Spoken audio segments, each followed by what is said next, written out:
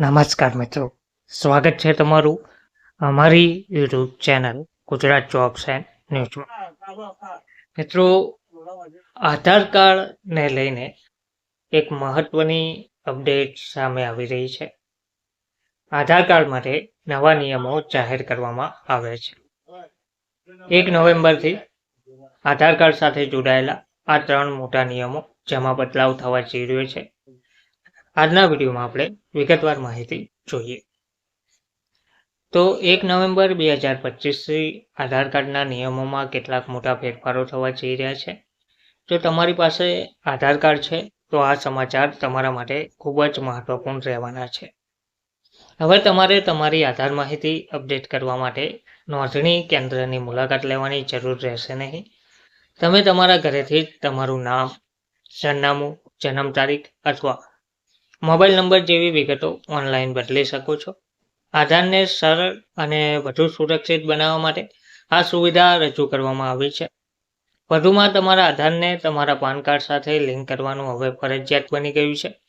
આમ કરવામાં નિષ્ફળતાથી તમારું પાન કાર્ડ નિષ્ક્રિય થઈ શકે છે.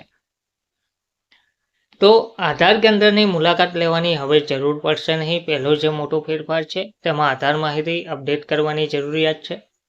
પહેલાં તમારે આધાર કેન્દ્રની મુલાકાત લેવી પડતી હતી, પરંતુ હવે તમે ઘરેથી બધું ઓનલાઈન અપડેટ કરી શકો છો.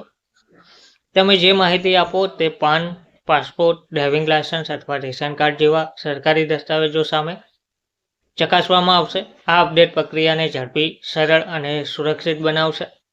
આ અપડેટ કરવા માટેની જે ફી છે, પહેલાં કેન્દ્રમાં લાંબો સમય રાહ જોવી પડતી હતી, પરંતુ હવે આ કામ થોડી મિનિટોમાં થઈ શકે છે.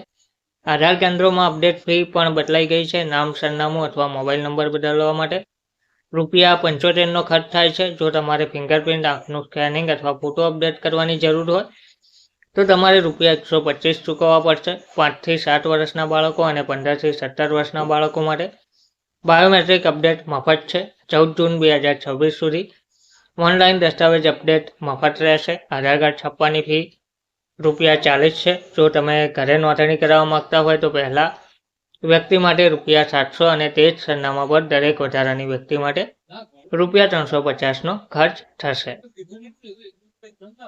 આધાર પાન લિંકિંગ 31 ડિસેમ્બર 2025 સુધીમાં ફરજિયાત છે.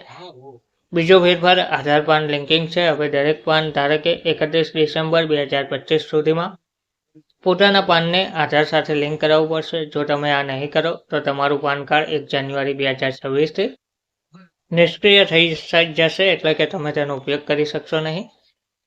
નવા પાન કાર્ડ માટે અરજી કરનારાઓએ પણ આધાર વેરિફિકેશન કરાવવું પડશે. વધુમાં બેંકો અને અન્ય નાણાકીય સંસ્થાઓ માટે કેવાયસી પ્રક્રિયા સરળ બનાવવામાં આવી છે. કેવાયસી હવે આધાર, ઓટીપી, વિડીયો કેવાયસી અથવા ફેસ ટુ ફેસ વેરિફિકેશનનો ઉપયોગ કરીને કરવામાં આવશે.